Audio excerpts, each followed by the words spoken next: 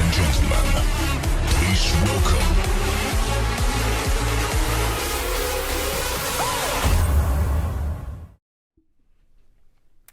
All right, everyone. Welcome to episode number 14 of the MCW Cast. I'm Tara, and I'm joined here by Dan McDevitt, and we unfortunately are short one host. And we like to send our condolences. Larry unfortunately had a family member pass away, and he's going to be unable to join us this evening. So make sure everybody sends our condolences to his family as we do. That's right. So we'll miss your presence here today, and we do send our condolences. So episode 14. Yeah. Here we're rolling through. Last week we had Lucky 13 on April 13th. Now here we are, almost through April. It's been a heck of a month. We had, of course, WrestleMania this month. And for those of our fans who went down there in person, we'd love to hear, your experiences there. What did you think of it? I know it was like a week's worth of WWE programming, not to mention all the other, side promotions running things down there that week. Right, and I didn't realize until after. I guess they did a lot of things like Hall of Fame without the fans. So they did WrestleMania, I guess the WrestleMania shows, but then they did a lot of things without the fans. I guess they were just trying to find that happy medium. Right. But I would have figured since they were doing, I would have thought, I guess they would have had some of those things with fans in it since they were. Yeah, that's one that, I've been to a few WrestleManias and I've never gone to the Hall of Fame, and I could have. That's one that I'm okay watching on TV because, you get those people that sometimes go on for a long, long time. And I wonder if that's part of the reason that Vince decided to do it that way, because things were more streamlined down. Right. And people just couldn't go on for an hour. Yeah, which, when you're watching it at home, that's fine. You can get up, go do something, make yourself a snack, press fast forward. But when you're stuck there live, you're just stuck there, Right. So I think that was a good call on their part, What do you think? You think WrestleMania is you think this has kind of changed things? It's always going to be a 2-day You think they kind of changed the format probably for the way it's going to happen? I mean, it didn't feel like it was any shorter. That's the thing. I mean, I've been there, again, live, and I've sat in my seat for 7.5 hours before, and that's a long commitment. I don't really feel like spreading it out over 2 nights was that much less of a commitment, to be honest. Like, Right. It was just a pretty long show. I mean, of course, night one, you had the rain delay, so it felt a lot longer, but, you're still, 4 or 5 hours in. Right. So, and then, of course, if you attend live, you're getting there so much earlier and things like that. So, yeah, it was great that it was. I like having it 2 nights. I know we talked about this in regards to the Shamrock Cup, and I don't Right. like them. I don't like that being two nights. But for WrestleMania, I think it does kind of make sense, and it spaces it out a little bit. Yeah. I'll tell you what I'm not a fan of, though: the Peacock channel. I haven't. I didn't get a subscription to that. 'Cause I Yeah. heard a lot of people not really caring about it or caring for it. Well, I mean, it's fine, the channel itself, but the fact that they've taken away, and you're not able to start an episode late. You know how, like on the WWE I didn't know Network, that. yeah, you could start it a little bit late. So I might join a pay-per-view or whatever, and you get the option of watch from the beginning or watch live. And so, if it starts at 7 and I get home at 7:15, I just go back and I'm 15 minutes behind, and I start live. Well, Peacock doesn't give you that option. You're just, when you turn it on is where you start. Now, when they put the replay up later, you can go backwards Right. and fast forward and all of that stuff. And actually, I will say the fast forwarding speed was quite fast. I think it goes up to like 96 times.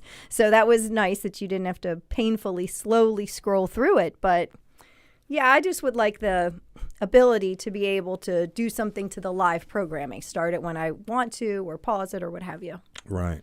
Unfortunately, I didn't check it out. I got to get back into wrestling mode, I guess. But there wasn't anything for me that really triggered me to want to really watch WrestleMania. Yeah, I watched, some of NXT. That was, pretty good. Again, that was 2 nights as well. I don't know. It was a lot to watch. Well, last week's episode was fun of the cast. I had a blast, like Earl, Rich, and Nat. Obviously, going all the way back 20 years ago, I thought it was a really good conversation. Yeah, I thought so too. And I got to give props to Rich for monitoring his language throughout the entire program. Yeah, I know Tara was If you know stressed Ramblin' out. Rich, Yeah. you know that we had our finger on that beep button the whole time. So Yeah, he didn't even let one F-bomb drop, did he? I don't think I've ever had a conversation with him where he didn't, to be perfectly honest. I almost felt like something was missing. Yeah. Well, you wrote him pretty hard, like leading up to it, so I think he was really kind of I didn't want to make more work for the editing team, Right. So, well, we continue. It's been interesting watching our podcast platforms. It's been continuing to grow every week. I noticed. Brazil. Mm-hmm. People are listening to us in Brazil.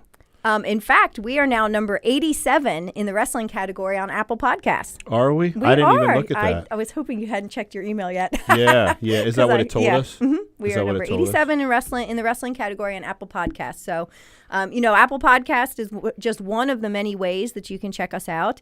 You can listen on Apple Podcasts, Google, SoundCloud, Spotify, Stitcher, Pocket Casts, Breaker, yep. Radio Public, Castbox, and of course you can watch the stream on Twitch, Facebook, and YouTube. Yeah. And if you are digesting on one of those podcast platforms and listening to the audio version only, there's definitely good reason for you to click on over to our YouTube channel. Just search MCW Pro Wrestling on YouTube and make sure you hit the subscribe and the notifications button for other content that we put out, like our Flashback Friday match of the week. Even though we're not doing live events, but we're getting closer, we still kind of put out content each week. And this week, this past Friday, the Flashback Friday match was Renee Michelle versus Tessa Blanchard, correct? Mm-hmm. That was from Autumn Armageddon Tour in 2014. So right after we opened back up again, actually. Yeah, before Renee Michelle really started getting out there, and also right when Tessa Blanchard was kind of starting to get hot on the indies, 2014. So, and those two always had good chemistry, I thought, in their matches. They wrestled a couple times for us. So definitely go check out that Flashback Friday and subscribe to the YouTube, and make sure Facebook too. If you use Facebook, and follow us on if you have Facebook. questions for us on those social media platforms, hashtag Ask MCW Cast, and we'll see your questions. We'll read them on the air if we see it in time, and that's a great way to communicate with us. So we want to know what you are thinking about. Right. Another way that you can help support us, of course, is buy me a coffee. We've got a new supporter this week, Rebecca Underwood. Thank you so much for your support. She bought us 5 cups of coffee last week after the episode with the Holy Roller, so we really appreciate your support. Now you can join the monthly subscription club, too. It's $5 a month, right, Dan? Mm-hmm. Yep, $5 a month. And you'll get inside access to ask our guests questions, so we'll read those on the air to our guests, and we have some other things planned for our coffee club members as well. So, absolutely, and we got to get ready to take a break, yep. But this week's episode is going to be interesting. I bet it will be. We have a new show that started airing on our YouTube and Twitch and Facebook channel called The Road Back, and hosted by Kim and Nicole, who our longtime MCW fans will remember Kim as Candy, who you had a past history with. Oh, yeah. We had the longest running feud. But not as much of a history as I had with her. This is true. So wait, is this another couples episode? So we had the last couple of weeks. We had successful couples episodes with a pair of successful couples that have made it in pro wrestling. So this week, the fans will get to see an unsuccessful couples episode. Right. As Kim was my wife for 3 months, I think, in 2000. It wasn't too long. Maybe like 8 months. Yeah. I don't know. Well, we had a good run dating. We had like 8 years dating. This is true. All right, so, now that we've set the stage for that, I'm sure our fans are expecting a little drama there. So we're going to take a quick break, and when we come back, we will be joined by Kim and Nicole. This is going to be a good one. We hope you're enjoying this week's episode of the MCW Cast. At MCW Pro Wrestling, much like many small businesses throughout the country, the pandemic has presented many challenges. For a company like ours that hosts events with live audiences, the impact has been even more severe, and all of our forms of revenue have been cut off.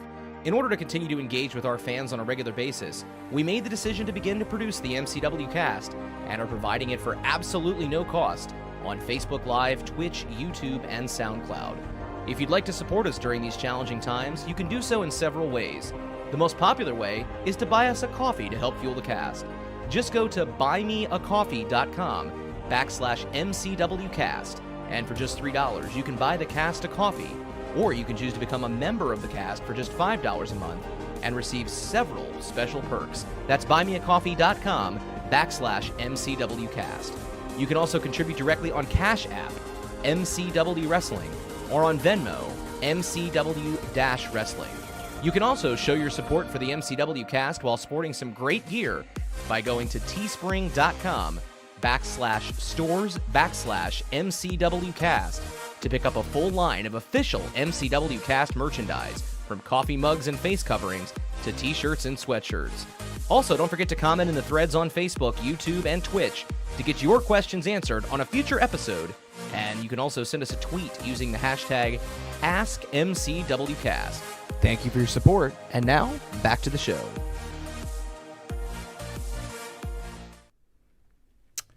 And we are back with our guests for episode 14, Nicole, one of the hosts for the brand new Road Back series in MCW, and Kim. Hello, dear. Warm welcome. Why am I nervous? How are you? I'm great.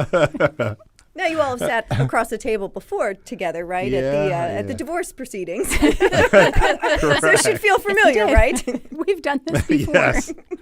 Yes, we're both real comfortable here. We are. And we don't need to call in a mediator, right? We're going to be able to handle this like adults. Yeah, I think we're going to be good. Okay, I mean, like, good. A significant amount of time has passed, hopefully. So half my life. I think we're good. So how are you guys doing? Great. I'm so excited to be here. I'm a little more nervous. And we're excited to have you. Yeah, we're excited to have welcomed. You. And, yeah. See, I'm against my ex-husband and my arch rival. Yeah. That's true. Can I move a little closer to my partner? That's why we're on this side of the table. Right. We promise not to gang up on you. Well, I've got a partner. I'm fine. We're even. So, so mixed tag? Is that what you're saying? Right now?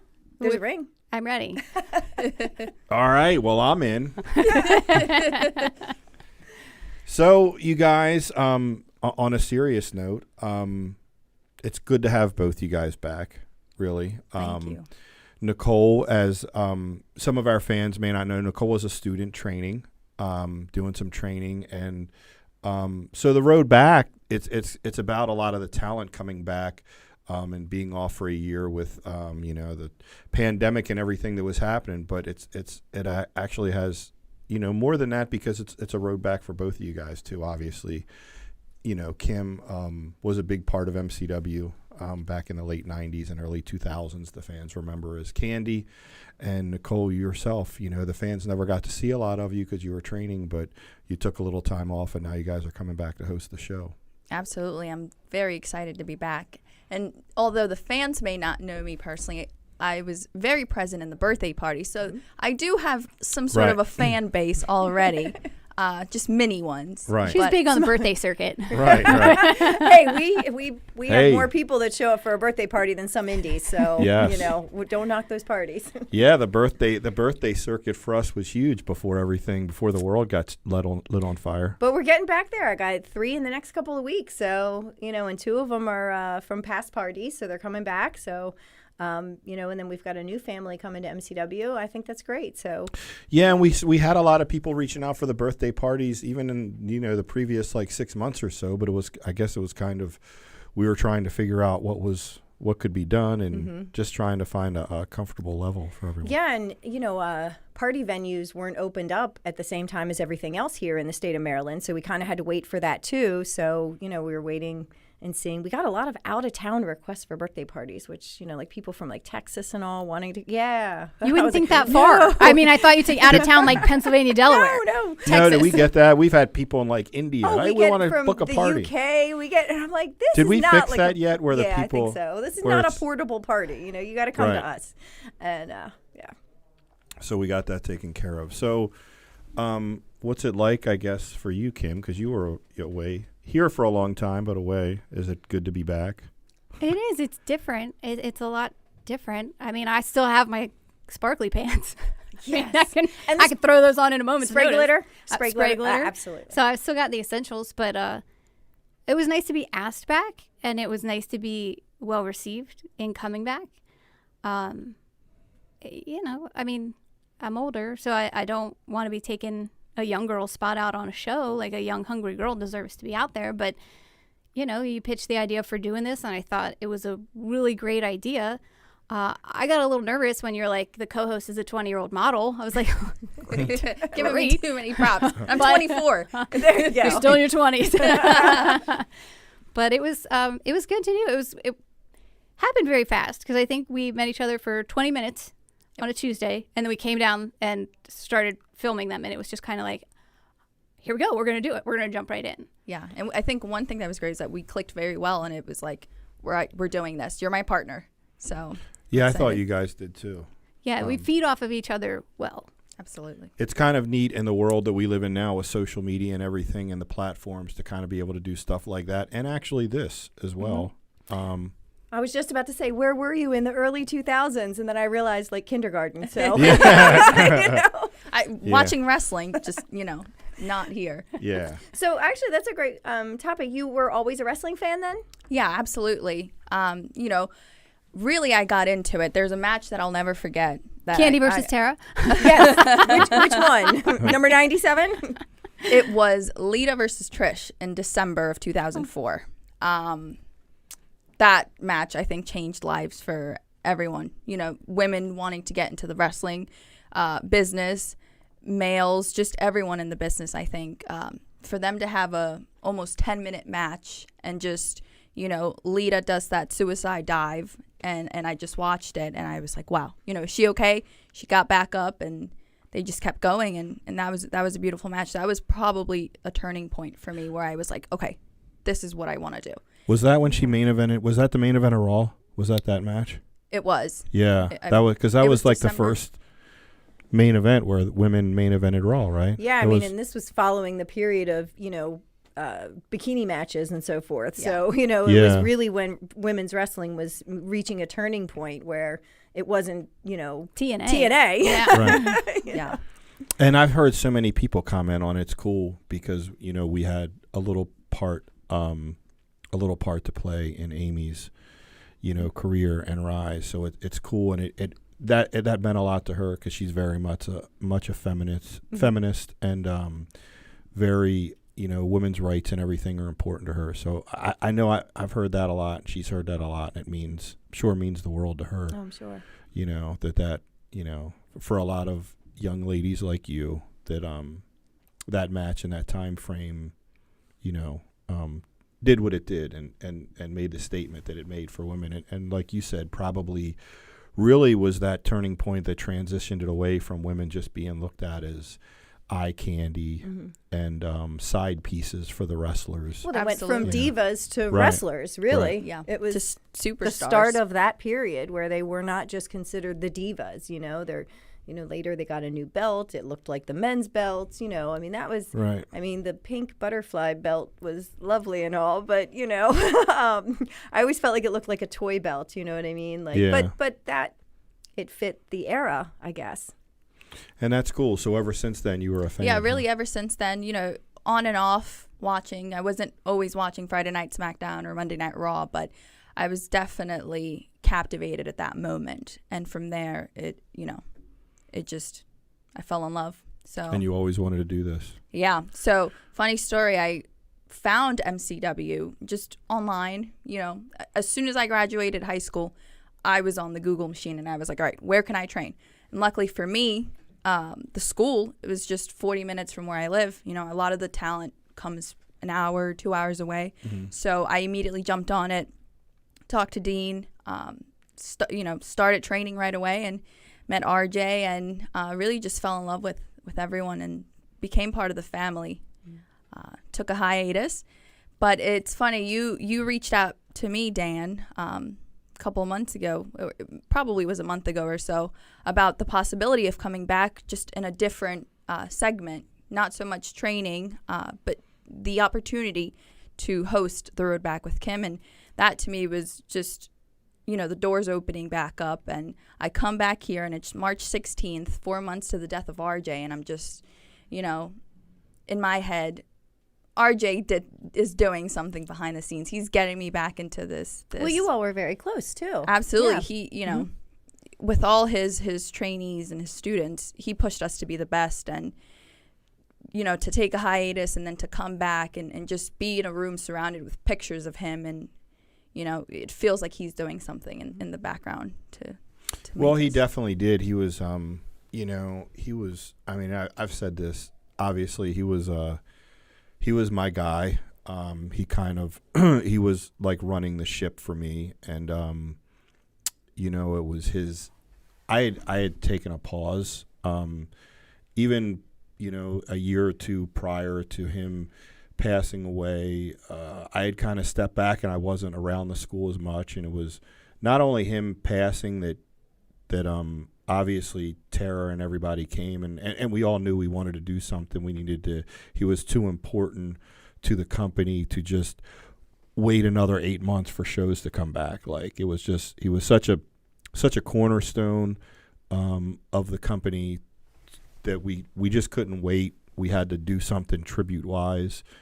And then putting that stream on made me realize like we really lost touch with our fans in this 6 or 7 months. And then everything kind of we were like, we got to do something. That's how we got here with the podcast. And then I've been kind of back in it more here at the school and the behind the scenes and kind of coming up with ideas to touch base with the fans and communicate with them and give them content as we, no pun intended, but head towards our road back to live shows. So yeah, he definitely. We have to copyright that. He definitely had a major part. I mean, that's why his initials are on the logo.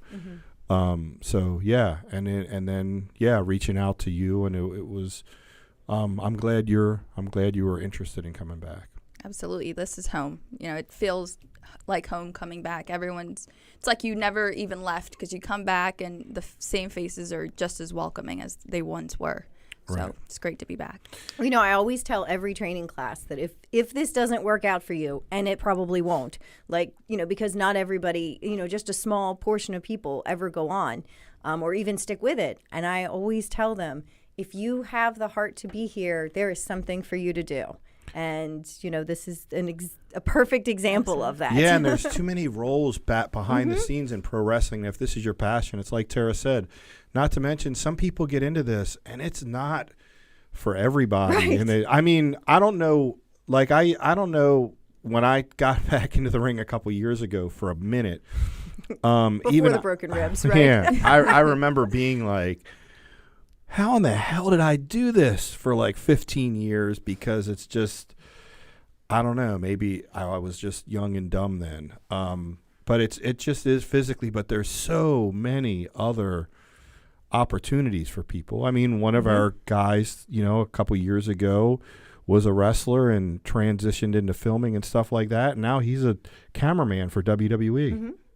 You know, and doing great. So there's too many opportunities, you know, behind the scenes that you can find something else. But I think, you know, so we always try to reiterate it to people and students. But, you know, sometimes I think people get down on themselves. I think you go through almost like a phase where you get down on yourself and then you regroup and like, hey, there's way too many opportunities in this business that you can capitalize on. Not to say that I may not, you know, find my way to the ring eventually. Right. You know. And I'm sure the fans would love to see that. Well, you know, I will say, like, a year and a half ago, you and I were talking about some things. That we were. So, you know, never say never. I mean, my last match was like 4 years ago, I think. Maybe 5. Yeah. I had a couple matches with Mickey. Yeah, in West Virginia. Yeah. Oh, that's right. They weren't for us. Who was that for? Tyler? Yeah, for Tyler. Yeah, and then Dick Karakoff, too. Gotcha. I did a couple of them up there. So, and I put myself back through the beginner's class because I'm hard-headed that way. And I was like, well, it's been a minute. And I remember, like, RJ's like, well, just come down on these nights and you can just work on this stuff. And I was like, no, I want to do the beginner's class. Well, we butted heads a lot. So I remember the one night. No way, you guys butted heads? He threw his hands up and he gets out of the beginner's ring and walks over to the other one and goes, Dean, that's you. It was my fault. But yeah, so Kim, I know we're going back a little bit further than with boy. Nicole, but Yeah. why don't you? What got you into wrestling? Well, I always wanted to be in wrestling. I just didn't think you could. And I mean, my idol was Miss Elizabeth. That's all I wanted. Like, let me get this straight. She wears gorgeous dresses and walks the hot guy to the ring, and everybody loves her. Yeah, I would like to do that, please. And I went to high school with RJ, and I ran into him one night at a bar, and I was like, oh, hey, how are you? And he is like, I'm the MCW heavyweight champion. I'm like, I don't even know what that means. Like, you are. Good he job. probably had the belt in his car. And I was like, what? And he starts telling me about bone breakers, and I'm like, And that's pre-internet days. yeah, and, oh like, yeah, there was no social internet. media, I don't even so- think we had cell phones. We might have been stolen pagers. I'm not Right. sure. But so I was like, well, how do you do this? And, you know, he told me, and I don't think he thought that I would follow through with it, but he was going through wrestling training. I was never, ever Yeah, I going to do get in that remember ring. that. I And remember I that came down weekend. and I met with Dan and Mark Schrader, and I said, listen, just give it to me straight.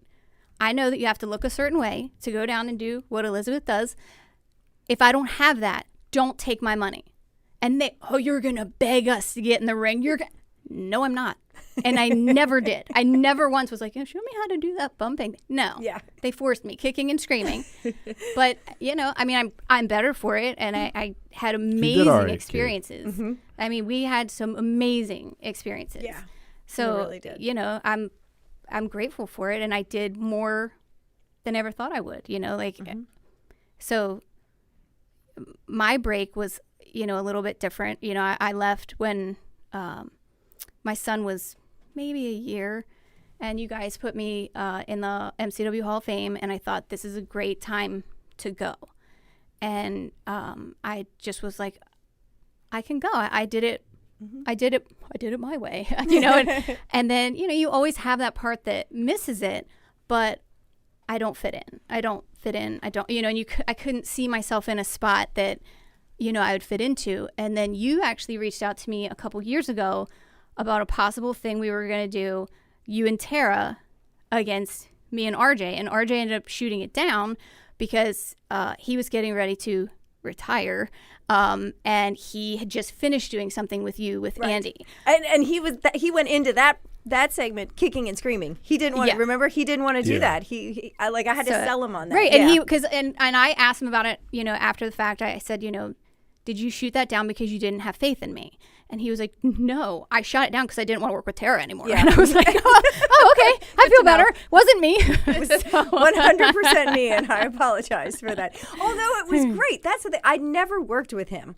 And that was the first time. I mean, there was that one time that he picked me up and threw me out of the ring, and another time I choked him. But we never had a program together. Right. And I loved the idea. I remember sitting back in that meeting and hearing it, and I was like, oh my God, this sounds like a lot of fun. I liked Andy Weinberg's heel character. I'm a heel at heart. I only look nice on the outside. So I loved it. But he was I remember looking at him, and he was like, no. He's literally shaking his head no. And I was like, please.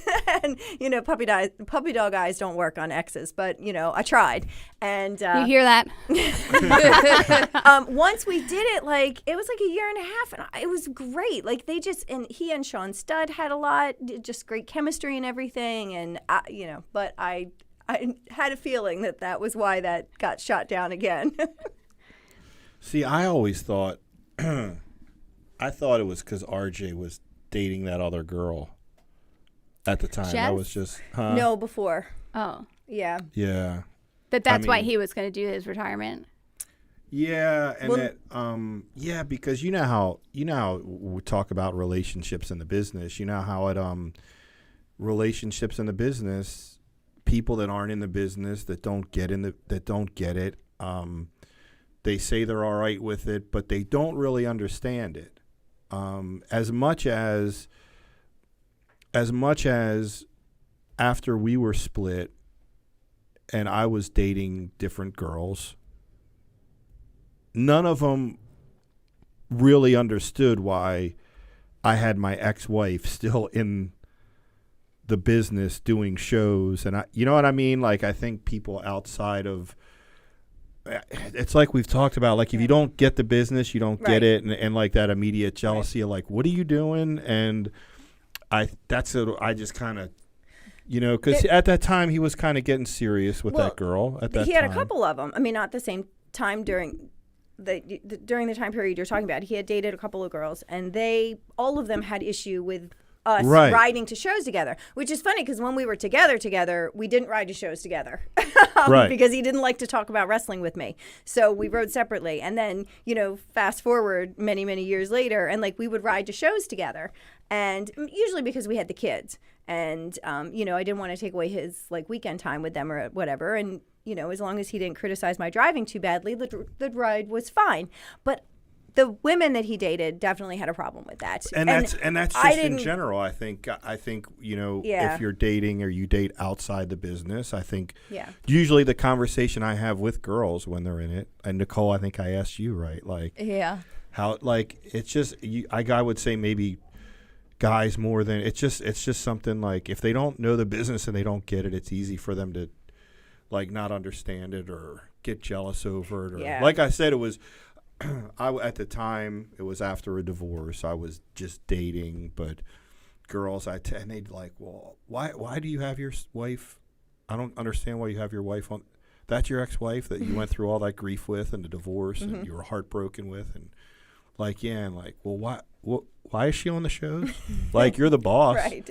And Can't you just fire her? It's good. It's good stuff. Right. You know what I mean? We've gotten a lot of mileage out of this. Right. Angle wise. So I just think it was, I don't know. That's what I had assumed back then when that was kind of shot down. Yeah. And I just thought it would have been fun to do. Absolutely played into that. It absolutely. I would have thought it would have been fun to do, but it was what it was. It wasn't meant to be at the time. Mm-hmm. And and then I got my ribs broken. I rethought.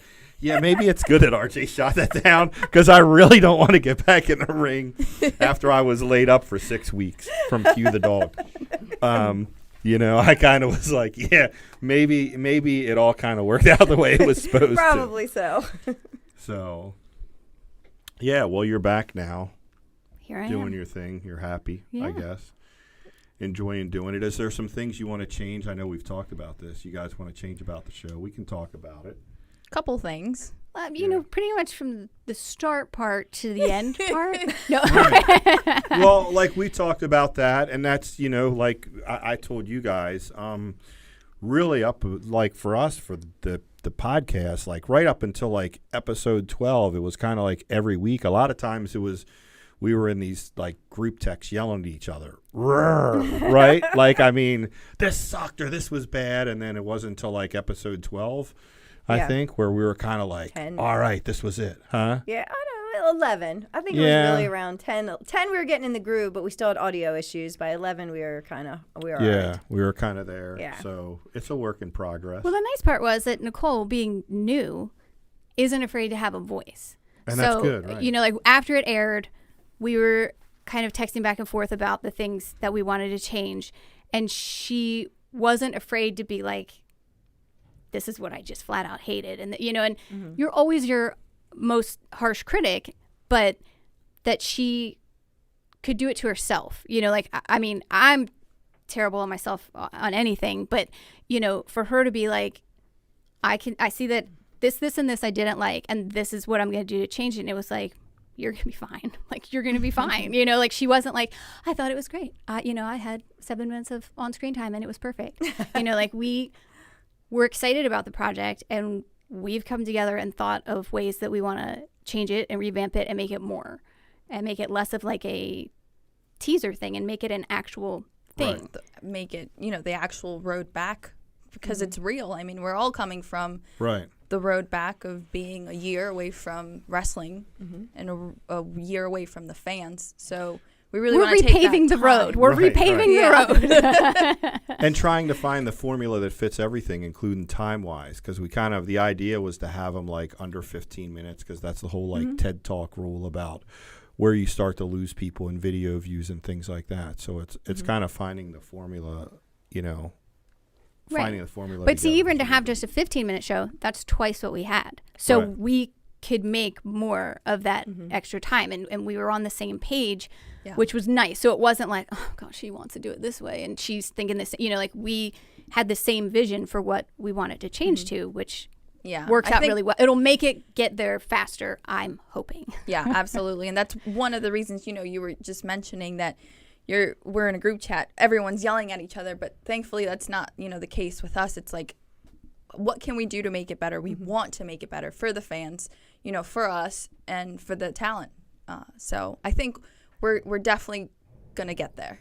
Yeah. We've got good things planned. And there's pressure, you know, like you know, for me, I'm coming back, so to speak. So I want it to be something that I'm proud of, something that was, not to say worth coming back for, but, you know, you don't want to come back and be like, that was awful, you know, but, you know, so to have it come out and not be the way that I had envisioned it, it was disappointing. And I really kind of was like, oh, great, here we go, because I can't get a do-over on this.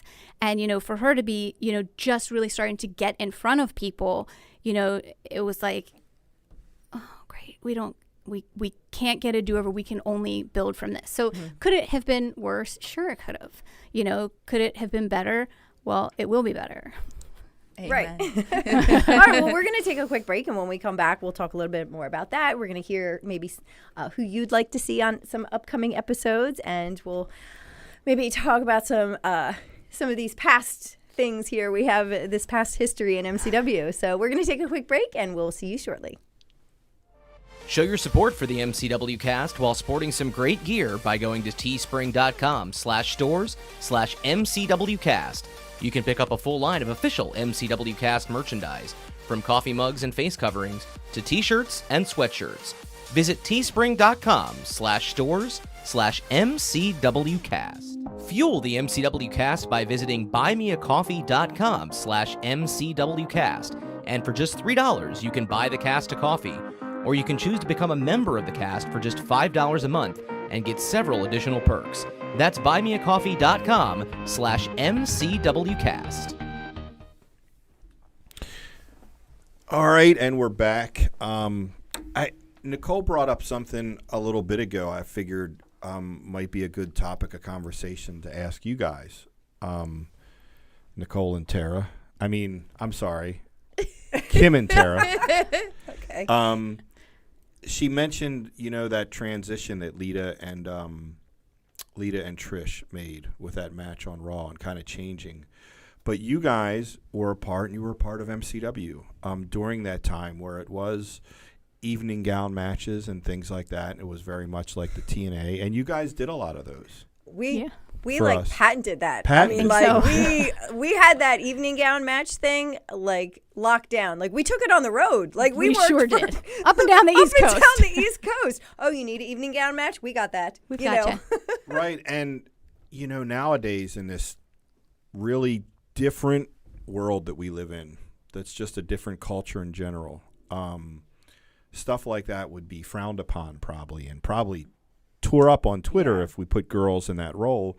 But at the time, that was just kind of how it was. Did you guys, honestly, like it's 20 years later, did you guys ever feel like taken advantage of or anything because we put you in those roles?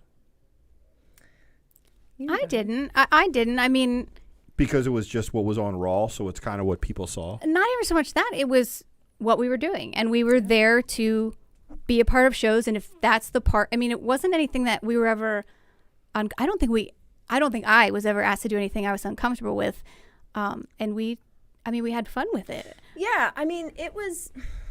There was a separation between like us and them, So like we would get booked on these girls shows where there were oil matches and that kind of thing, and we were not in those matches, but we were like the real wrestling that took place before intermission. When the tarp came out, we were sitting at the bar. Right. But it was great experience. We worked every week somewhere. I mean, and it was pretty cool, and we got a lot of different exposure, and we learned how to work in a 12x12 ring in bars where the ceiling hits your head. So we learned to be adaptable. I mean, there were lots of different things.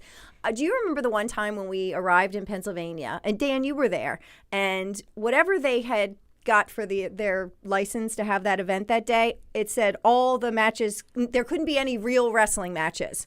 And I think there was this moment where we were like, well, we're just going to go home or something. And because it was like they didn't have it signed in with the athletic commission, right. I think. So they didn't have the athletic commission there. So that was their way to get around paying the commission. Exactly. Promoters, but yeah. right. But we were there to wrestle. So it was like, oh, are you guys expecting us to do like oil matches in bikinis? Right. So we brainstormed. Remember, we did 2 out of 3 falls, and we did the pillow match. Oh, that's right. I do remember coming up with this now. We got really creative. talked about going home. Like we were like, well, forget it. And then we were like, no, we can do this. That was further. I think that was like Connecticut. I think it was up in Connecticut. It was, I don't know why I was that's thinking the Pennsylvania. Thing. We were like, man, this is like a 10-hour round trip. Right. Are we going to walk out and then you guys not get paid, or do we kind of get creative to not cross the line of you guys feeling offended? Yeah, we did shaving cream, a pillow fight. It was a 2 out of 3 falls. It was. No, it's funny saying, what was the other one? We didn't want to cross the line of the girls being offended. What did you guys do? Oh, we did chocolate syrup and shaving cream. You know what I mean? Like they have to understand. Like it sounds. We really. way I mean, worse I than remember that. I had like I had like bike shorts in my bag, and I was like, I'll just wear this, and like I had like a tank top on. Like we just wore like our clothes. Like we didn't, like it never.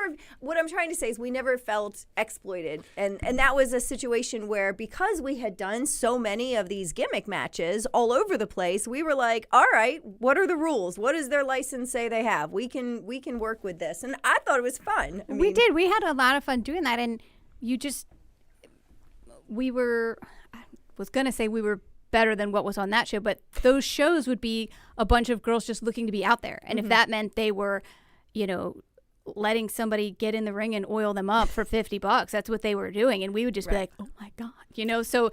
I paid $40. And we were trained wrestlers. Right. I mean, there were many on those shows and that were promoters not. respected that to the point where even if they had a questionable show, we could say, this is what we're going to do. Yeah. And there would be times we'd go and they'd have some girl that, they just found in the front row that they were going to give a match, and they'd be like, you guys are not working her. Nope, not happening. So, we were comfortable having our voices because we knew we were trained by a credible place. We had the family of MCW to be like, like, I'm not just coming from Bob's Backyard Show. Like, we're from MCW and this is what we're going to do. Right. Not in a cocky way, but in a, like, we learned the basics that, when we're in that match, whether it's the greatest match we'll ever have or not, my protection is in Tara's hands, hers is in mine, and I'm not going to go get hurt for $50 in Connecticut. Yeah. So, and I think it's also programming in the sense of, too,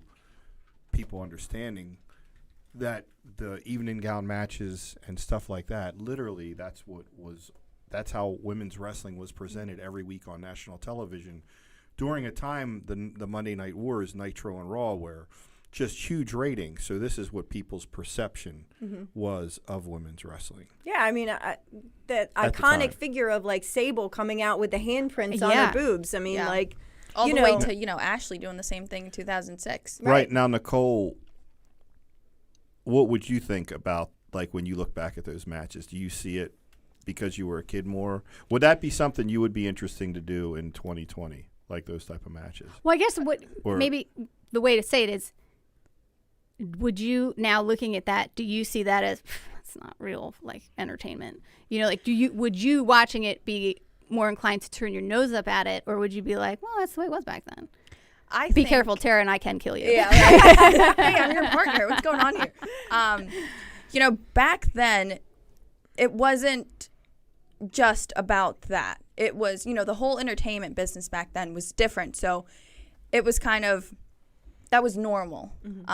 You had HBK in the late 90s just kind of being the same, out he posed there. for Playgirl, right? And all, like, didn't he do HBK? He posed for Playgirl, right? Yeah. Maybe? Yeah, he did. Is that out there somewhere? He did. But not that I got the episode. You're the only one like that you know. Oh, he did. I have a bunch of the Playboy episodes. Huh? I have a bunch of those, but I was not a reader of Playgirl. Yeah, he did. Because they made a big deal of it. He, like, posed, like, one of the centerfolds, I think, was, like, him naked with, like, the belt. He did the RJ photo that RJ slipped in on me in the pictures. It's not the HBK photo. It's the RJ photo. Yeah, it's the RJ was it Reggie Carrington at the time? No, it was the Bruiser. It was the Bruiser. Yeah, we'll have to pull that one out. I know where it is. I haven't moved it yet. Yeah. I know exactly where it is. Yeah, for reference, it was back in the day before digital photos when our photographers shot photos and, of the shows of the guys in the background and the backdrops, and then actually would come and present me or mail me packages of photos that they took before digital. And RJ felt the need to pose without anything else on except one of the tag belts, I think. Yeah. In front of him. So as I'm flipping through he had white promo, socks on, I yes, believe, white and tidy socks on. whities. He was, as I was flipping through promo photos of stuff in the back after a show, the guy Tim Walker or whatever had sent him, and I'm flipping through and was like, whoa. And that was one of the photos. So I think your answer is something, it kind of relates to what I always say. Like, you're a fan of wrestling and you get wrestling. That's what the whole cancel culture and the way I'm just always going to believe that pro wrestling should be exempt from cancel culture, because I feel like if you don't, I think a lot of the uproar and stuff that comes at, like, offensiveness in wrestling is people that aren't even fans of wrestling. They just might be on Twitter and see something. You know what I mean? Like, wrestling is just something, if you understand, because Tara, you're very much into women's rights and a feminist. But you have that open mind when it came to wrestling and looking back at that area. Maybe it's more context, because at that time that's how it was. Like, but you didn't yourself feel like, I can't believe Dan is asking me to do this. Right. You were never in that position. I never put you. Well, in you that don't look position. back now and think, oh, I'm offended, or No, I look back now and I feel like we were very much in control of it. Like, I never felt that we weren't in control, because we really did have, the creative control many times to put things together in a way that all of us were comfortable with. So I think that was it's not like anyone yeah. really makes you do anything in Right. the business. I mean, if you don't want to, use your Right. voice and say that, you Right. don't. I think for me, looking at what wrestling is now, the wrestling is a big thing. I want to go out to the ring and wrestle. Who's to say that, I can't show off my good looks either Right. in a match. So I think it's just a different era. Right. So to answer the question, yes, I would do the exact same match that Tara and Kim did years ago. Right. Well, there's, I don't know. We were pretty good at that match. Well, one thing that you had mentioned cancel I mean, you could try. You had mentioned cancel culture. And one thing I will say that I'm okay with is the attitude and the locker room culture. I think that it has come a long way from where it was. And we've talked briefly about this on some other episodes, like the days of crapping in someone's bag or whatever. And we were talking a little bit about this before we went on the air tonight.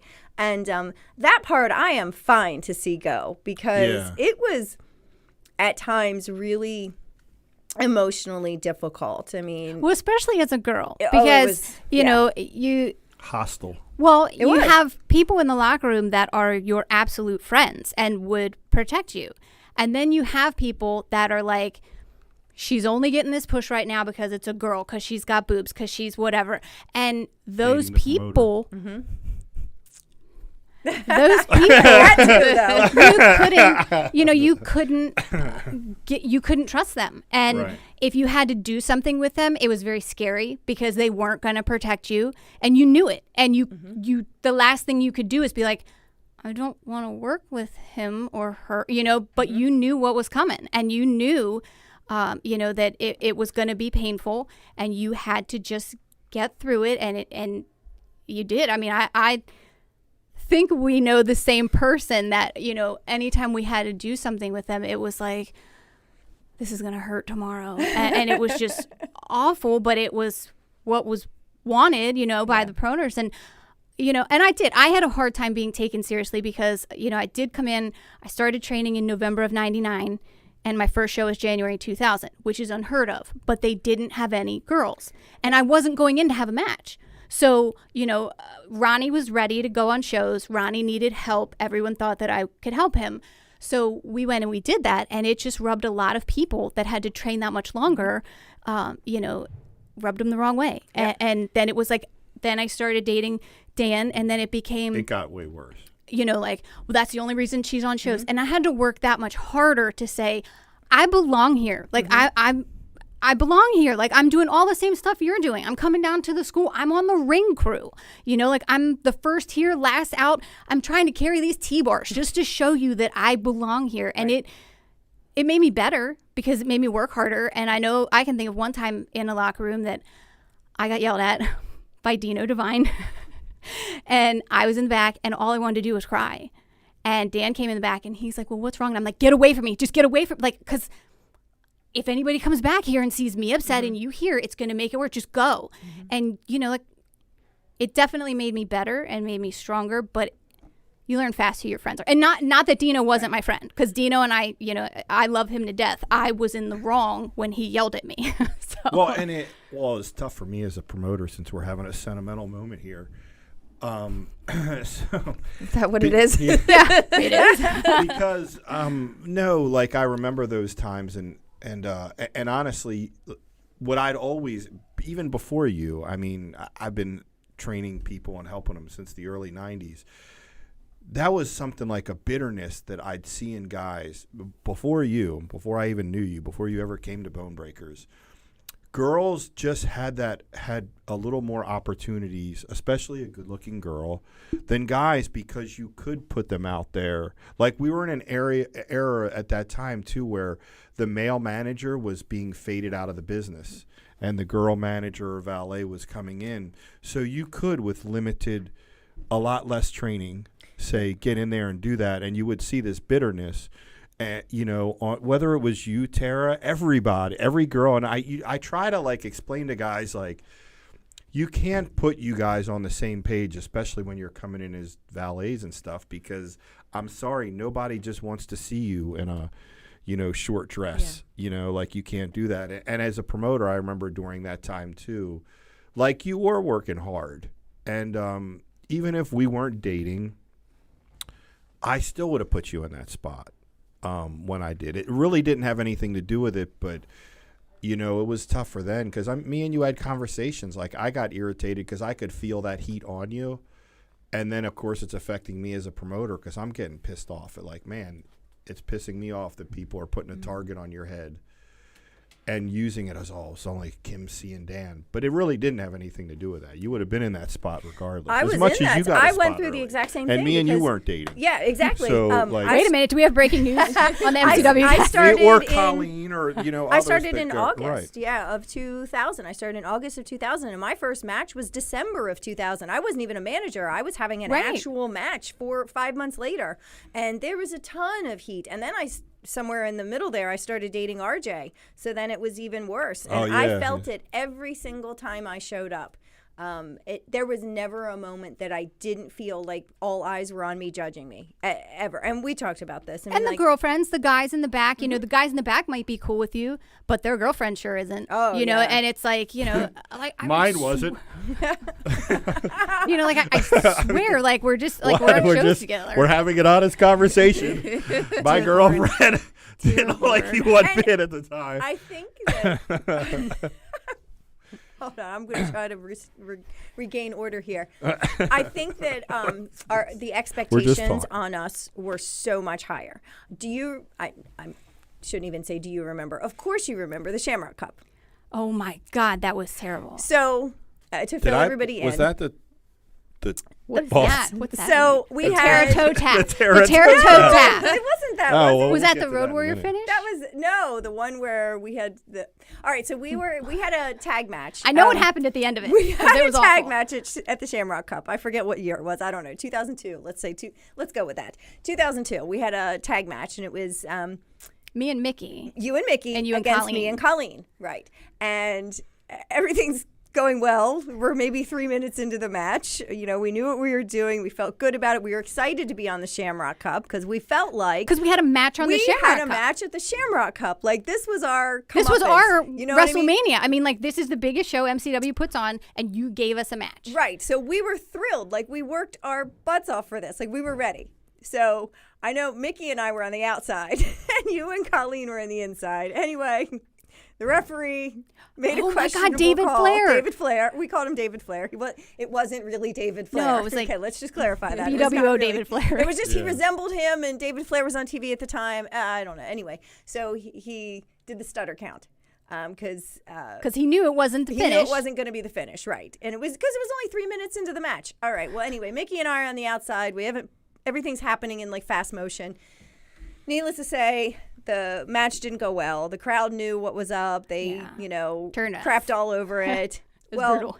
When we got into the back, I think it was RJ that told us. I can't remember, but I just remember what came next. We had to go up and apologize to every single solitary person on the show for making them have to work harder. Right. So people would forget what we just did. And we had to say that to them. To every single person And in the locker Ronnie room. was my Without best babyface. friend. Yep. Ronnie was my best friend in the locker room. And after we did all that, I walked up to him and I'm like, oh my God. And he goes, I love you. Get away from me. And I'm like, he's like, dude, you just have so much heat right now. And I'm like, my best friend in the locker room is telling me. And it was like, okay. Yep. But Wasn't that the same match as the Boston toe crab? No, it was not. That was a different That was match. different. Let's leave that alone. I don't even know if I'd been tagged in yet at this point, to be perfectly honest. Yeah, It was and literally 3 minutes in. And I think that what happened was whatever we were doing, I covered Colleen and she, I don't know if She didn't kick out. she just didn't She kick out. just forgot what was And happening. we just we lost our moment, which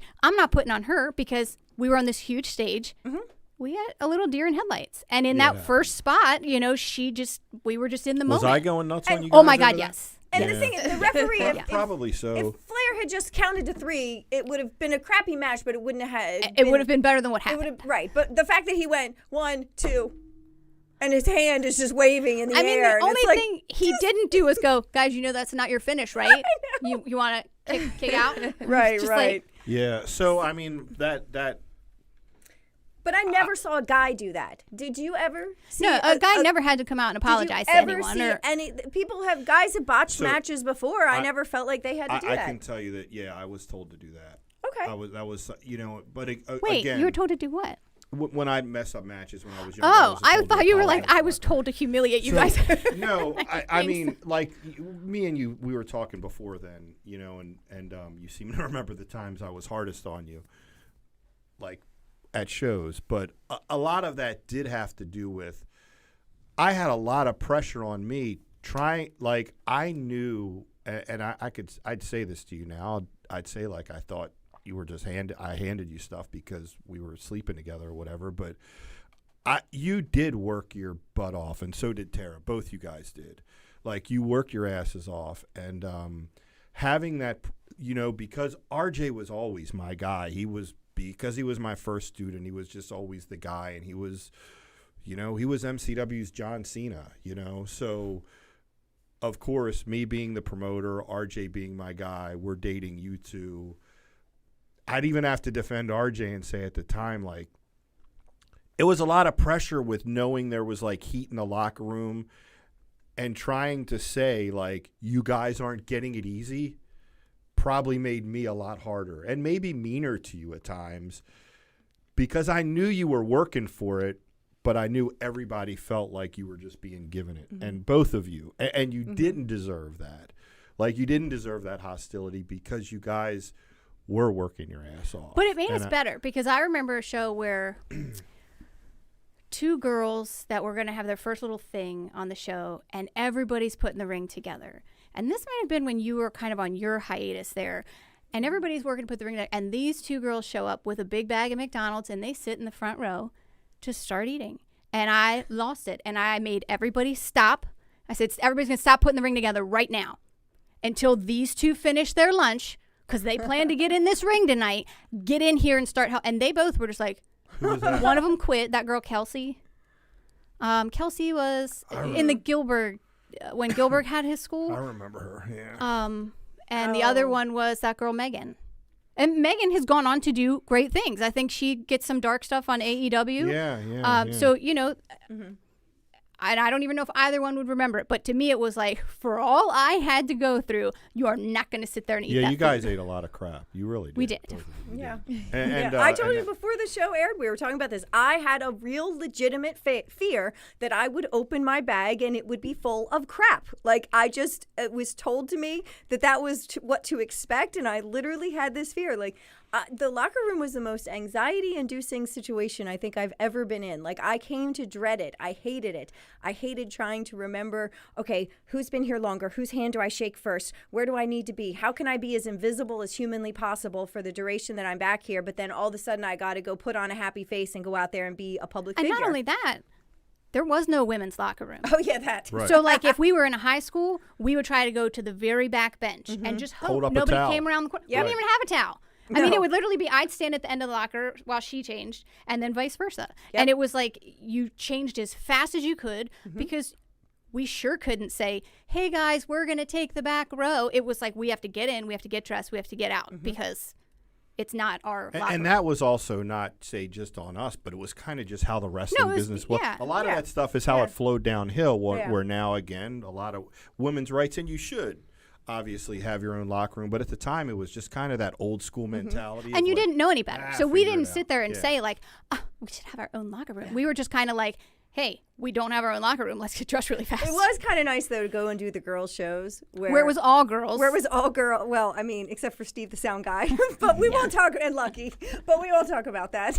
But, and the girls, it was just different. It was. That was one thing. There was less stress. I mean, some of those girls would go in your bag to see if you had anything valuable and steal it. Yes, but this is true. They wouldn't crap in your bag. there was no crap in your bag. There was definitely, they might steal your crap, but, In wrestling, there's that stigma that, you have to pay your dues. You've got to, so I can see, like, nowadays you still do that. So Yeah.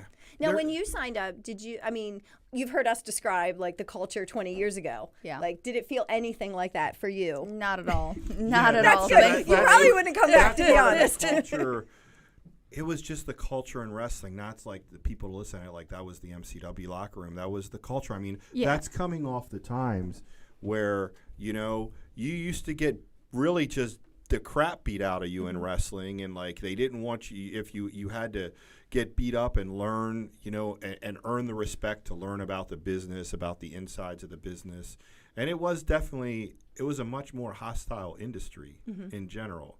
Probably and definitely, if we're being fair, probably very unfair to women, but it was part of what we had to do too was we kind of had to teach the guys we're not built the same. Right. So like I remember, because if RJ body slammed you, you just hurt. So even if he was just doing a textbook body slam, just because of the way my body hits versus a man's body, and it was like we finally, and I think it took years. We finally got him to have ladies' night at the school where the girls could just come train, because, and you probably had this experience because you trained in a mixed class. If it hurts too much, you don't want to do it. And he wouldn't sell for that idea of girls being different than guys at all. And we've talked about this before on other episodes. He would not sell for that. I mean, he's just like, it just means you're not tough enough. And like, I don't know how I could have been any tougher. Like for those that don't know, I was doing landscaping during the day. Like I owned a landscaping company. So I was out there doing manual labor for like 8 to 10 hours a day. Then I would come to training 4 days a week, 4 hours at a time. Everything on my body hurt. And he'd be like, well, you're just not tough enough. And it was like, but what else can I do? And so that mentality of, training differently did not exist at the time. When you broke your neck, we were working on a mixed tag. And so it's me and Nick, and I don't think RJ was going to be your partner, but RJ was down there with us. Because it was a Saturday and we were training, And, Tara thought she had separated her shoulder. And so Nick knew she was hurt.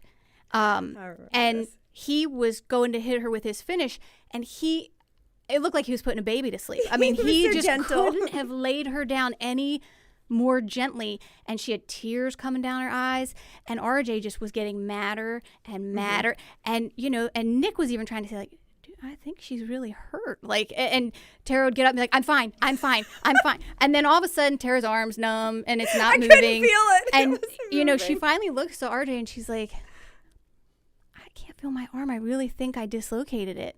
And he's like, come here. And he hit her in the shoulder Did he really? hard. Oh my God. He pulled my arm out like my this, took the back of his hand, and went, just BAM! Really? As hard as he could. And Nick And your neck was broke. She burst into tears and just sat down, like she just fell just down crumpled. to her butt. And it was like, at that moment, Nick and I are like, oh dear God, Tara might seriously be injured. You had signed a liability waiver. Right? Yeah, I did. So, but got to dig that one out. So Make sure I still got that original copy. That was how hard we were trying to show them. Right. We can go. We can hang with you guys. We can do this. I was determined to do that move. I was determined. And we talked about how women work differently in the ring. We can't take the bumps that men. Now you can from another girl. So if you got in there and you trained with Tara, to my different credit, story. To my credit, the transitioning to the women's night was my idea. Okay. It was like that I started feeding because of that, and a lot of that came from like talking with Mickey and Amy and Lita and girls that like you should, and this is the way they do it there, and because there was a time where it was all just guys and girls, and then we kind of. Yeah, realizing that, Now, Axel got it. Axel understood that. And I've said it before on here that I learned so much from him. When he took over, because after RJ got frustrated enough with us, with me. After he got frustrated enough, Axel stepped in and he got that women needed to be trained differently. And I loved that. I looked forward to Wednesday nights. Like, I thought it was the greatest thing. And it made a big difference. So, all right, well, thank you for letting us have ladies' night. Not a problem. And with that, we got to take another break. We're going to take a break, so join us back here in just a few minutes. We hope you're enjoying this week's episode of the MCW Cast. At MCW Pro Wrestling, much like many small businesses throughout the country, the pandemic has presented many challenges. For a company like ours that hosts events with live audiences, the impact has been even more severe, and all of our forms of revenue have been cut off. In order to continue to engage with our fans on a regular basis, we made the decision to begin to produce the MCW Cast and are providing it for absolutely no cost on Facebook Live, Twitch, YouTube, and SoundCloud. If you'd like to support us during these challenging times, you can do so in several ways. The most popular way is to buy us a coffee to help fuel the cast. Just go to buymeacoffee.com/MCWcast, and for just $3, you can buy the cast a coffee, or you can choose to become a member of the cast for just $5 a month and receive several special perks. That's buymeacoffee.com/MCWcast. You can also contribute directly on Cash App, MCW Wrestling, or on Venmo, MCW-Wrestling. You can also show your support for the MCW cast while sporting some great gear by going to teespring.com/stores/MCWcast to pick up a full line of official MCW cast merchandise, from coffee mugs and face coverings to t-shirts and sweatshirts. Also, don't forget to comment in the threads on Facebook, YouTube, and Twitch to get your questions answered on a future episode. And you can also send us a tweet using the hashtag AskMCWcast. Thank you for your support, and now, back to the show. All right, we are back here, joined by Nicole and Kim. Before we went to the break, we were talking about, women in wrestling and the culture and everything. And just recently, we had a women main event, the first night of WrestleMania. Did you watch that by chance, Nicole? I did. I was very, very excited to have seen, not super excited to see Sasha lose the belt, but I was excited for the new opportunity that Bianca got. So that was a hell of a match. And to come so far, along and main event WrestleMania and have this women's match. We talked earlier today about, me watching Lita and Trish main event Raw. It's like we've come along such a long, way. Yeah. So that was just amazing to watch. I'm excited to see what's coming up next. And not just the performers, but also really coming a long way with the fans, where the fans support women main eventing a WrestleMania, right? And don't boo it out of the building or get or up chant and for leave, puppies, actually. Right. I mean, the women's match was the bring down match between. It was the bathroom break, right? Everyone called it the bathroom break. You put that on before the real matches or the main event, or it was to bring the crowd down. It was referred to as that. Is that exactly? It really was referred to as that. Where if they'd have two, say you're in a WrestleMania and you have two big matches, I don't know, like a Chris Jericho and Triple H, and then Kurt Angle and Brock Lesnar, they would literally refer to it as that, like the women's match in between is a bring down match to let the crowd come down to come back up, which you can see stepping back and looking at as a woman, really, you know what I mean? Where now, this match as you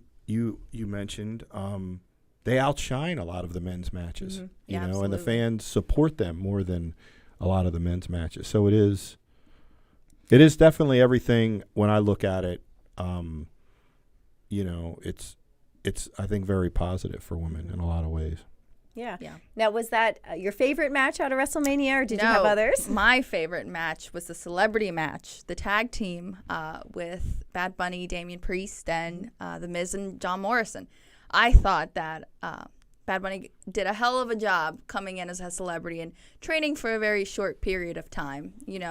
He had a good team to work alongside, but it's exciting to see someone, in the Hispanic community kind of come in and just get that push. And he performed at the Royal Rumble, and now there he is at WrestleMania. So that was my favorite match, and I may be being a little biased, but I thought he did a good job. I thought he definitely. I agree. I completely agree. I liked it. You saw a lot of internal comments from higher ups and people really well respected in the business, completely complimenting him. Yeah, and complimenting how serious he took it and how hard he worked. Yeah, because he talks about how he's been a lifelong wrestling fan. So that's always been inside of him. So I think to have that opportunity, he wasn't just going to throw it away. I think some of the fans were taken back a bit to have the celebrity come in and get such a push and, have a match at Mania when there's people backstage who didn't get a chance to. But I definitely thought he put on a good show, and the fans in the end were happy. I know I was happy. I enjoyed it. The only part that I didn't like is that his pants were very distracting to me. They were too high. And I know one of the things I always tell the girls here when they start is I'm like, you need to walk around your house in your outfit because you need to go do everyday things. Walk up and down the stairs, get in and out of your chair. Like, just walk, whatever you plan on wearing, walk around and see how it moves with you. Like, if he couldn't have felt those high water pants flapping against his calves, I don't know. I mean, it just, for me, it was distracting because I kept sitting and I'm like, pull your pants down. But I loved it. I loved his match. I thought that he performed really well. I appreciated it even more hearing that he picked up and moved his whole operation to Orlando so that he could train. And that earned a lot of respect. Again, heart for the business. So, and you could see it on his face. And there was, after he'd, hit his, Bunny Destroyer move or whatever, like it panned over to different people in the crowd you could see. But you could see it on Damian Priest's face. Like, when he hit that, it was just like, see, I told you. And it just, it felt really good. Like, it just felt good all around. And coming back, to a wrestling ring filled with the crowd, I think that just made it even better. Vince had that emotional moment, I think, that everyone can relate to in the wrestling business. He's finally addressing a crowd again after a whole year of being away. And then the sky opened up and it rained and they had to press pause. Yeah. So that momentum, and then, all right, we're going to wait for it to rain. Yeah. It was bittersweet, everything's opening back up now, and it's like, all right, shows are going to be here soon. MCW shows are going to be here soon. So very excited for what's coming.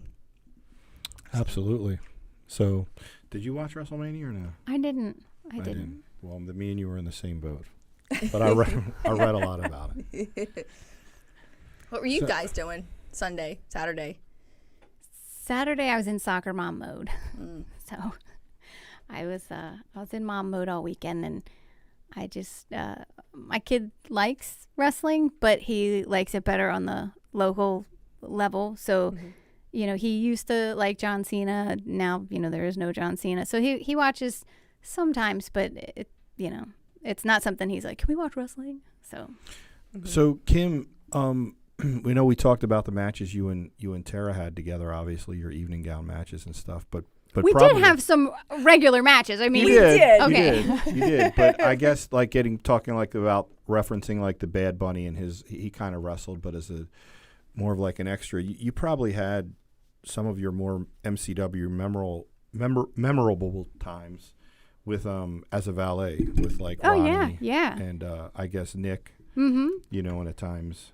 Oh yeah, so remember when you were like our servant? That was great. That was great. That was what you were talking about, right? Like those fond memories. Yeah, where like we would dress her like really dumpy, and we would order her around. How did that, it was great. Was that? Were you with Nick at the time? I was. Remind me of that whole scenario here. Yeah, I want to hear this. I just remember putting you in my pajamas. I probably booked I think it was that they were. So So Ronnie and Nick were tag team, and then of course as tag teams too, they split.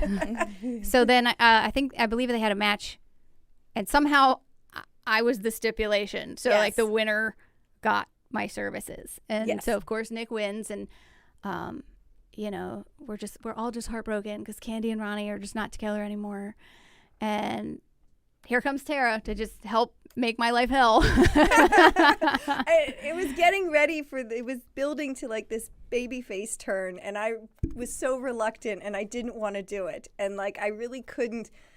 Like, I didn't want to wear pink. I didn't want to do this. Like, I loved working with Nick at Romeo. I thought that was a lot of fun. I really, really loved it. And I love the stuff that we did where we exploited you. It felt very good. But I knew You're welcome. It was all leading toward a babyface turn for Nick and I. And I was like, but I love not being a babyface. And then I broke my neck, so it didn't get to happen anyway. Is that what sidelined all that? It was. And so then we said how you pushed me down the steps. We So it was. Did we run with that? Is that we how we did. ran with that? We ran with that. We went. See what all you have to look forward to, Nicole. It. You could. So if you decide to get in the ring, you could be someone's servant. Nothing. Speaking of nothing being sacred in wrestling, your personal life can and will find its way into a storyline, and that reminds me of the Shamrock Cup 2007. Tell me about that. Yes. I would have forgotten, but I took a peek over producer John's shoulder, so I don't know how we got there. I don't remember any of it, actually. Well, funny you should say that, because here we've got it for you. I mean, it's me and Joey. Was this where you came back? No.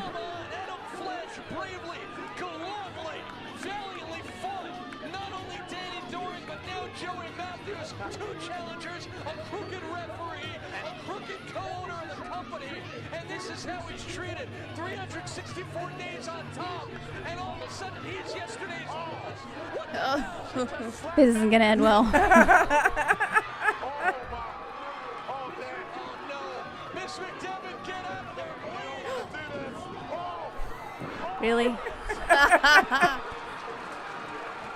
We couldn't do that. We'd be canceled today. It's not over. It's not over. It's not over. Forget referees, forget security. Someone call the damn police. Can you believe? Is that Jeff Jones? It is.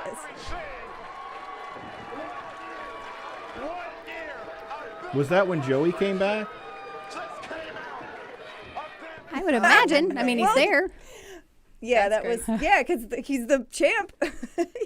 So yeah. Wow. So How'd that feel? That was after That was after the whole Zach thing, though, right? More than likely. Oh yeah. Yeah. It Yeah, was. because when did we separate? 2005. I think Sometime it in was 2005 because 2005. it was after I'd had Connor. I remember Right. that because I had lost a lot of weight for the bridesmaid's dress, and all of a sudden it like hung off of me, and it had to have been 2005. Yes. Yeah, so we separated, and it was, I guess, I don't know. I mean, fans always ask. It's kind of vague. I guess in a sick way. I would, that's how we are in wrestling. I remember like dating different people after we had been in Kim, and like nobody really understood. But I don't know how, in a sick way, I thought it was going to be therapy that after we separated and you were kind of dating Zach, I thought it would be a good idea to bring you back and make an angle out of it. Well, it worked. I mean, It did worked. work. It really did So, work. We had 800 or 900 people at Michael's 8th Avenue with only me and Zach, Yeah. with no big stars on the show, like in the main event. So, well, it worked because it was real. I mean, So, it even had people in the back. I mean, Zach walked through the curtain and got punched in the face by Pat Brink. yeah. So, I mean, like, it worked. Like, Yeah. we had people's raw emotion there. So, but that was after you guys had.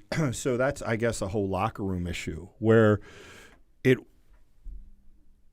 A lot of people weren't happy with my decision, and a lot of people that were close to me, that cared about me, that knew, because honestly, my heart was broke. I was really hurt when we split up.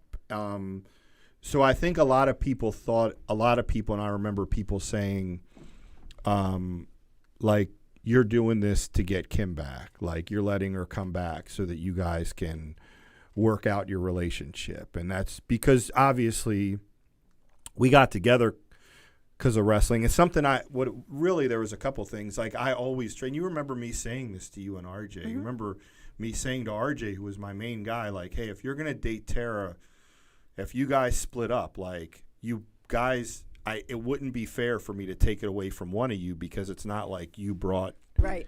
like, you guys met through wrestling. So I kind of thought there was a couple things, but I kind of thought it was like a standard that I had laid down for other couples in the wrestling business, that I had to honor myself, and I knew you didn't want to be done with wrestling, and then on top of it, maybe it was some therapeutic.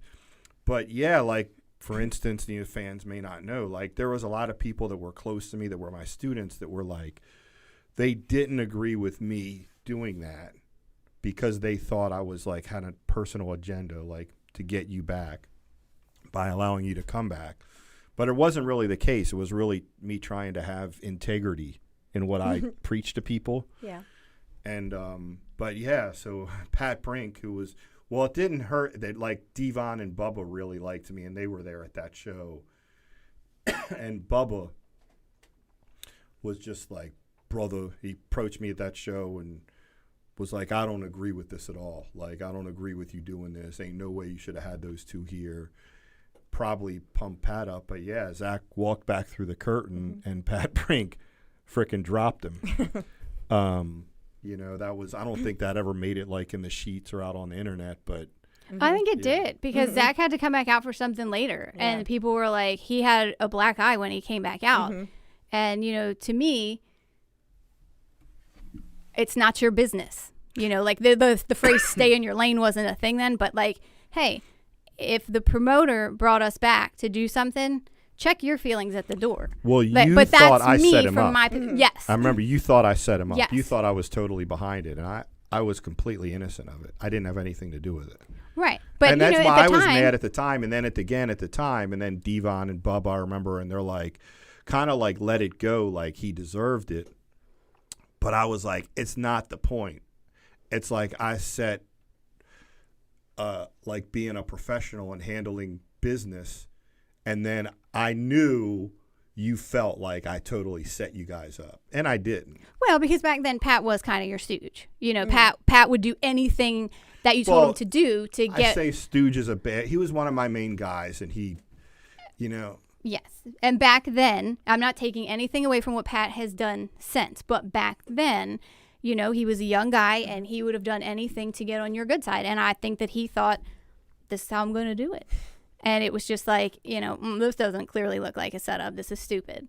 You know, and it, for me, it was the first and probably the only time I felt unsafe in the locker room. Like, all right, you either set this up or you have no control over your locker room that somebody can get hit like that. What if I would have come through the curtain first? Was Pat just ready to punch whoever came through? You know, and I don't think he was. I don't think Pat hates women. I don't think, you know, he's a completely different person now than he was then. But either you set that up or you don't have control over this kid. And that just, you know, to me, it was like, I hope you got what you wanted at the time. Right. So. Man, I wish I was in this locker room back in the day. I don't know. You might I do too. You can help me out. You would have been fresh meat, let me tell you. Right? You would have been fighting them off. But that wasn't the only time that, you know, Zach was invited here. You know, I know in recent years, 2019, when we had the first Bruiser Strong Rumble, Oh, yeah. Zach resurfaced, yeah. Well, you got to too. We did the match. We ended up building to the match that me and Zach did. That was that again, and so like even the interviews that were done, obviously there was real emotion, and I think people felt that. And plus, there's always the chatter of the behind the scenes and social media that people realized, hey, you and Zach were really seeing each other, and we really were being divorced, and this really was a thing. And we did the match, and the match went off really good. It was emotional, and I did business, and that was the other thing. People, so many over the years, like, man, you gave it to him, didn't you? And I was like, no, I mean, we worked stiff, but it was completely, it was so emotional, and people were so into it. Do you remember Holt House? Yes. Do you remember? I vaguely remember Brian Wholehouse. Do you remember this? I was ready to beat the shit out of him, man. Because there was a point in a match where I was supposed to not be able to find a chair. Like going in. Do you remember this? And Adam Flash was coming out. I don't remember that. And I was supposed to not. And like all the guys were out on the balcony, and it was a locker room, like a curtain sellout. Like everybody was watching it. And I was not supposed to be able to find a chair, and Adam Flash was going to come out and turn babyface and hand me the chair. But I get to the point where I'm fire, and I'm bringing the babyface fire, you know what I mean? I'm putting it on Zach, and the crowd's behind it, and it was a good moment. And then I'm like, I can't find a chair, you know, and I'm looking for the chair. I know where this is going. I know And exactly all of a where it's sudden, I going. turn, and Brian Wholehouse, the timekeeper, is like holding up a chair, jumping up and going, it's right here. It's right here. And I turn, and I'm like, you I'm thinking to myself. And then afterwards, he's like, oh man, I just got so caught up in the moment. You know what I mean? And you and Zach, and I really wanted you to kill him. So like, I'm holding up the chair, but it was like everybody kind of got overtaken with emotion, I guess, at that point. But we did business, and it worked out good, and then. And using real life storylines in wrestling is nothing new. I mean, we've certainly seen it. WWE does not hesitate to exploit personal situations. I mean, and certainly not during this time period. I mean, you had the whole Edge, Matt Hardy, Lita thing. I mean, there are certainly plenty of other ones going on that had kind of set the stage for that. But yeah, but it, and we did it, and it worked out, and I guess we got through it as the best we could. Yeah. And that's just kind of how we handled, I guess, therapeutically. But here we are today. We haven't had to intervene. Yeah, you haven't had no intervene. Reminiscing about it. But that's the cool part that's coming for you because, jumping in, it's not going to take you long for you to make your memories and your cool stories and, to have your people that you'll get close to and, your little family within a family that you'll find. And, you'll have that time that something happens and the people that make you feel the best are the people in this weird family that you've become part of. Absolutely. Yeah. And, relationships happen in the wrestling business. I mean, they just do. We've talked about it before. You spend a lot of time with people and it takes a certain type of person to understand, and the trust and the respect and everything. But again, your personal life could become fodder for the next storyline. So, always do that little bit of caution. The relationships end sometimes. Relationships end when it comes to wrestling. Well, come into wrestling single, and then we'll figure it out from there. it's like you guys share passions, and it's like all joking aside, it's you share passions and you share things in common, and it's easy when you have something in common like that you both mutually love. Yeah. Yeah, and it can work. I mean, there's definitely lots of examples of it where it does work, But it can work. Sometimes you have to go through the wrong ones to get to the right ones. But you're spending it's there. 360 days, on the road with these people. So it just naturally happens, I think. Yeah, and it's just something about finding something that you guys both love and are passionate about. Well, on that note, speaking about love and passion, you know what it's time for, right? What's that?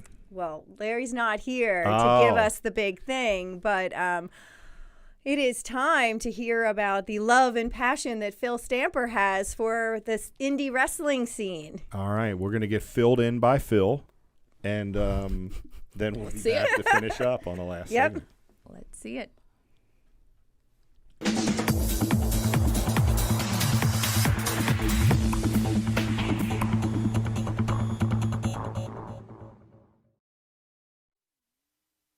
Hey everyone, my name is Phil Stamper, and welcome to another edition of the Indie Wrestling Roundup. Let's jump right into the action. Let's talk about what's going to appear on IWTV this week. You can go watch IWTV at iwtv.live or independentwrestling.tv or their app for iOS and Android devices, IWTV.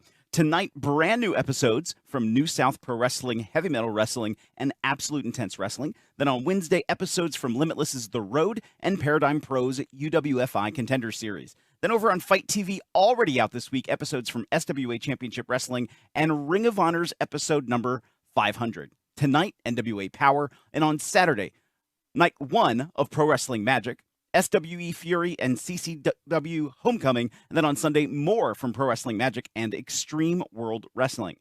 In live action events that you can go see this coming week, tonight, Ohio Valley Wrestling in Louisville, Kentucky. On Wednesday, the 21st, in Puerto Rico, Puerto Rico Wrestling Association streams on YouTube out of Bell, West Virginia, International Combat Sports. On Thursday night, out of Jasper, Georgia, 7:30 p.m., Georgia Championship Wrestling, also out of Georgia, WWA 4, out of Rhode Island, Extreme Wrestling Alliance, and out of Tennessee, 127 Pro Wrestling.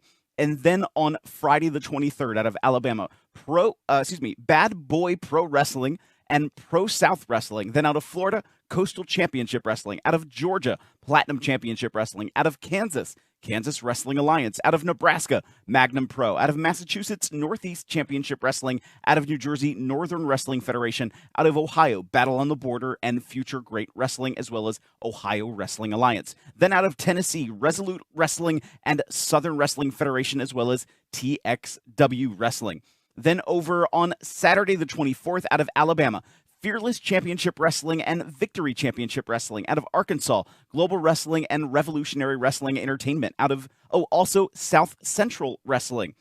Then out of Colorado, Renegade Championship Wrestling and Primo's Professional Wrestling. And out of Connecticut, Paradise Alley Pro Wrestling. Out of Florida, Coastal Championship Wrestling and Combat Sports Pro. Out of Georgia, Anarchy Wrestling and AWF WOW, as well as Georgia Championship Wrestling and KLT Promotions, Peach State Wrestling Alliance, Southern Violence and Wrestling, and Southern Wrestling Federation, Southern Wrestling Association, as well as Superstars Fan Fest. Out of Illinois, AAW and SCW Pro, as well as Midwest Impact Pro, Pinfall Wrestling Association, and Scott County Wrestling. Out of Indiana, Indiana Powerhouse Wrestling, Journey Independent Championship Wrestling, and out of Iowa, Rugged Pro. Out of Kentucky, Ohio Valley Wrestling. Out of Michigan, Imperial Wrestling Entertainment and Ruthless Pro Wrestling, as well as Total Chaos Wrestling. Out of Missouri, Cape Championship Wrestling. Out of New Jersey, Intergender Bonanza 8, as well as Invictus Pro Wrestling and Superstars of Wrestling Federation. Out of North Carolina, Extreme World Wrestling. Out of Ohio, Extreme Valley Wrestling. Out of Pennsylvania, International Wrestling Cartel, Northern Tier Wrestling, the Polyam Cult Party streaming live on Twitch, and Rope to Rope Entertainment.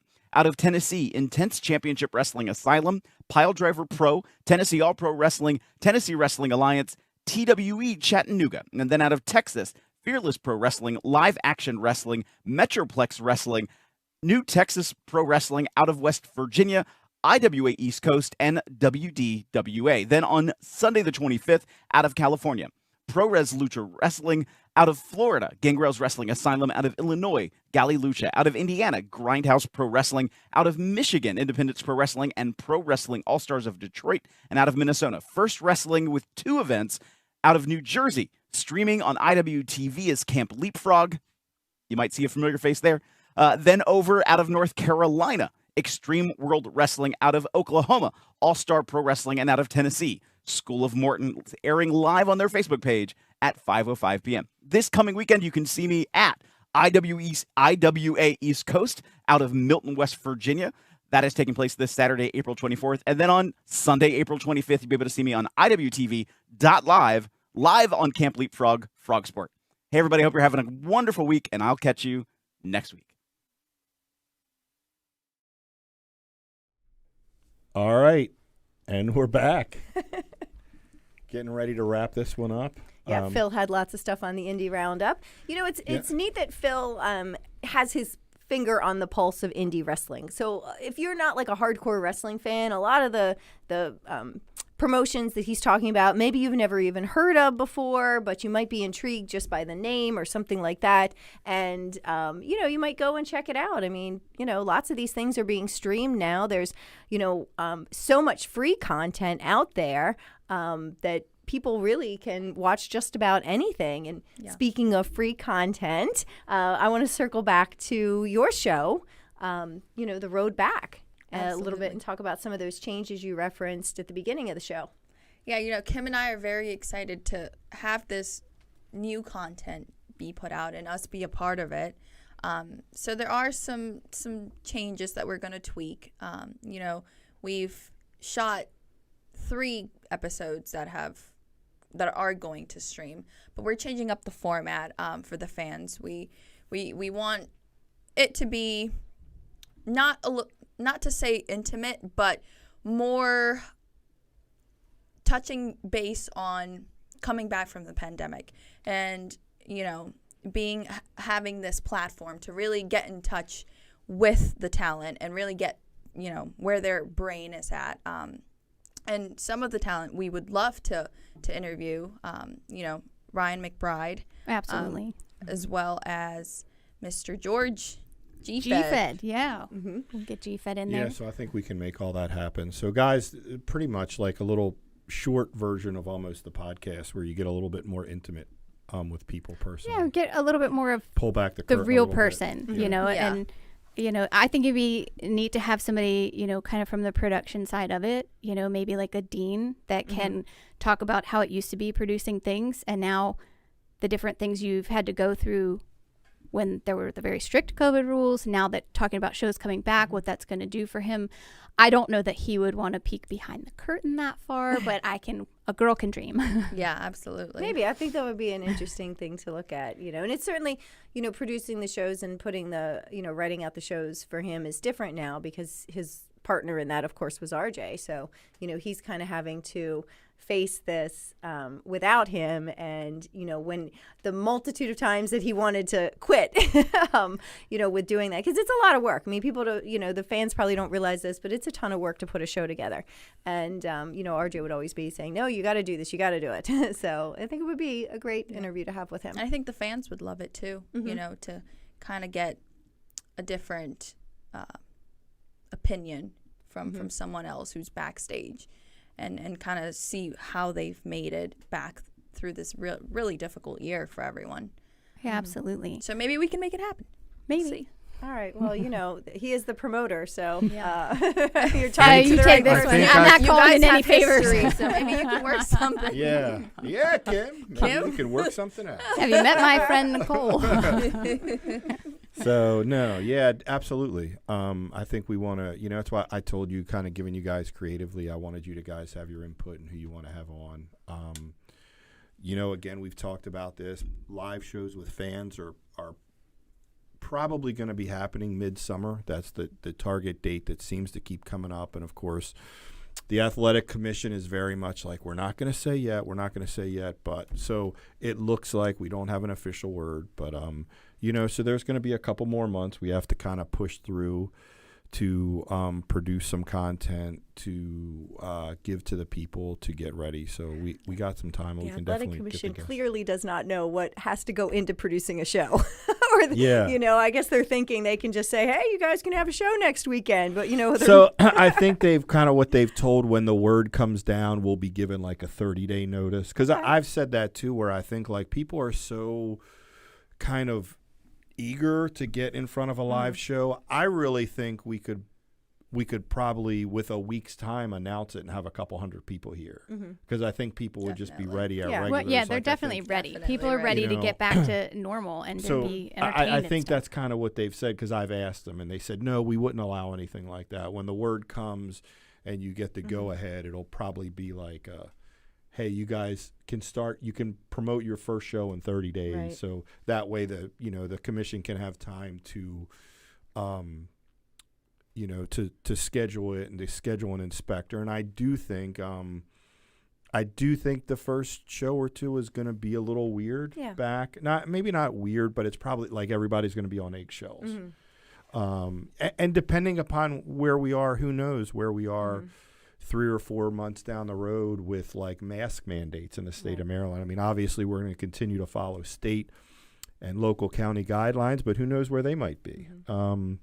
Some states have opened up fully. Some states have gotten rid of the mask mandate. So I think all of that stuff will obviously come into play in how the commission's going to say, you can schedule a show in 30 days, and obviously they'll give guidelines. But even if they get rid of the mask mandate, individual businesses can still leave it in place.